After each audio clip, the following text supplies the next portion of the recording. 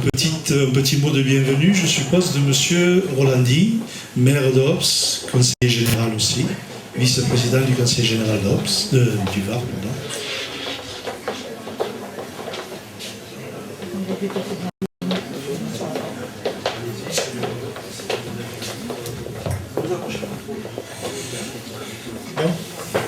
Mesdames, Mesdemoiselles, Messieurs, Madame Rodier, fille de M. Séverine, que nous avons le plaisir d'accueillir aujourd'hui, tous les anciens de la Résistance, tous les amis de la Résistance, vous nous avez fait l'honneur de venir. Non, c'est pas moi. Monsieur Rebaud. Pardon. Excusez-moi, je vais vous tourner le dos. Je suis pas obligé. Peut-être on va faire comme ça. Germain.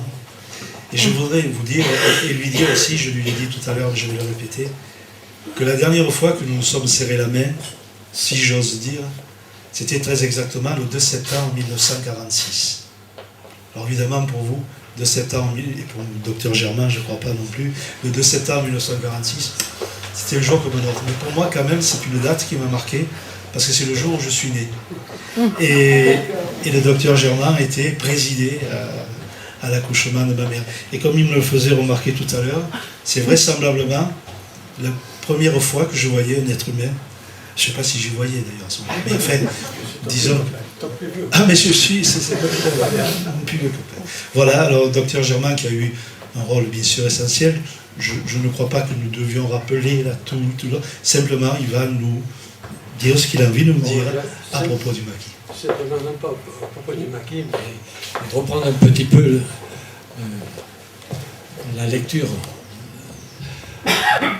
sur la situation de la fusillade des gestapistes. Voilà. C'est plus compliqué que ça. Mais à l'échelon de la direction, les rencontres furent très rares et, si elles furent toujours très correctes, elles étaient empreintes de réserve, matinées d'une certaine défiance. Je me souviens cependant en particulier d'une de ces rencontres au sommet, la seule d'ailleurs à laquelle j'ai assisté. Celle-ci revêt pour moi une grande importance parce qu'elle me permit d'apprécier la droiture, la tolérance, l'esprit d'ouverture de Vallier, ainsi que son attachement aux principes républicains. Cette réunion eut lieu vers la mi-juillet, dans des circonstances assez inattendues, qui méritent quand même une explication. La résistance intérieure armée, AS, Corfon, FCP, dépendait en principe de l'état-major FFI. Mais celui-ci, à l'échelon régional, loin d'être homogène, était le théâtre de tribulations, voire de rivalités internes, d'où des décisions généralement inadaptées et souvent contradictoires. Dans cette position, les maquis, Vallier et le camp Robert se consacrèrent alors uniquement à leur mission de ruine. Préparation militaire soigneuse pour le combat de la libération pour la Est et action de guérilla incessante pour le FTP. Cette divergence de conception eut des répercussions concrètes sur la façon dont exerçait la discipline dans les deux maquis. Chez le FTP, elle était dite librement consentie et n'existait pratiquement pas, sinon dans des missions ou des combats. Au contraire, Vallier, lui, utilisait toutes les ressources de l'encadrement et de l'entraînement militaire, car il pensait que l'apprentissage était plus efficace que la spontanéité. Grâce à sa lucidité et à l'attention qu'il portait à chacun de ces hommes, il se rendit vite compte que plusieurs d'entre eux étaient tentés par l'action combattante directe, immédiate, en même temps qu'ils récusaient en partie une discipline stricte, incompatible à leurs yeux avec leur volontariat.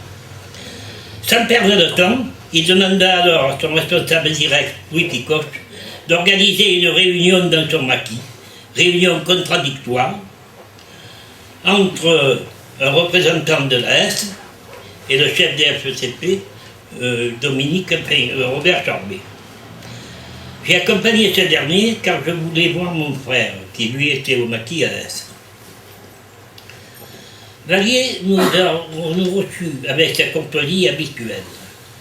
Je n'ai pas trop écouté les argumentations des deux intervenants, mais je revois toujours Vallier, debout, très droit, avec un léger sourire, à la fois narquois et désabusé, si on peut dire, absolument silencieux, ne prononçant pas un mot.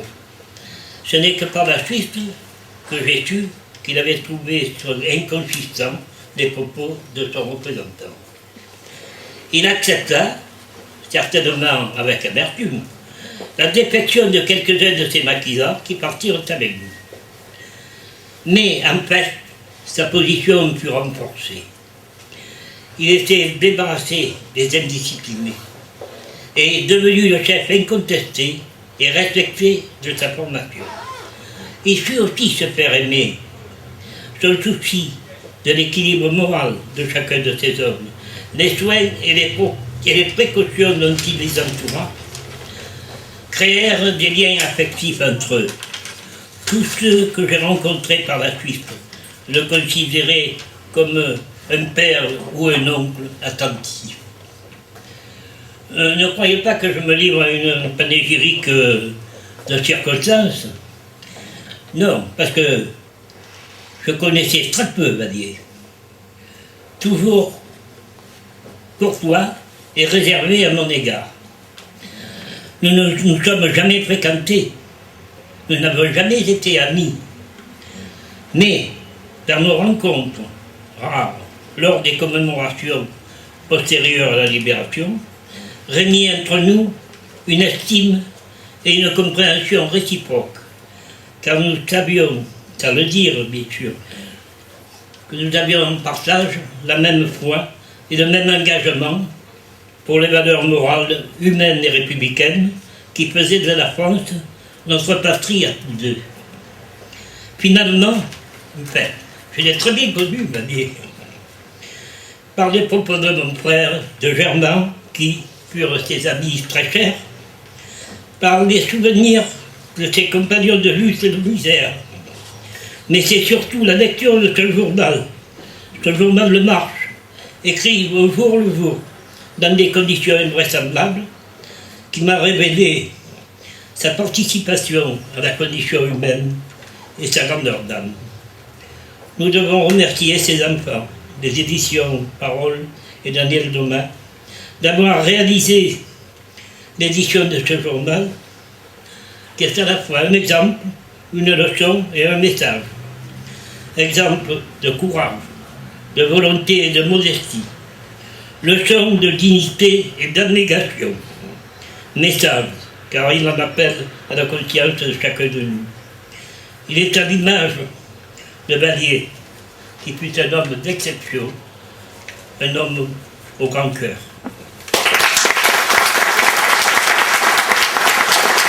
A parlé plus particulièrement au docteur Rébaud, qui a parlé de mon père en disant qu'il était très droit et qui a dit nous avions une estime réciproque. Alors je veux dire au docteur Rébaud qu'il avait parfaitement raison de dire ça, parce que mon père était très ami avec son frère Marcel, et Marcel venait à la maison pour les Nobel avec sa femme et sa fille. Sa fille a été à la fin dans la même classe que moi en terminale. Et on les recevait, on était vraiment devenus très amis.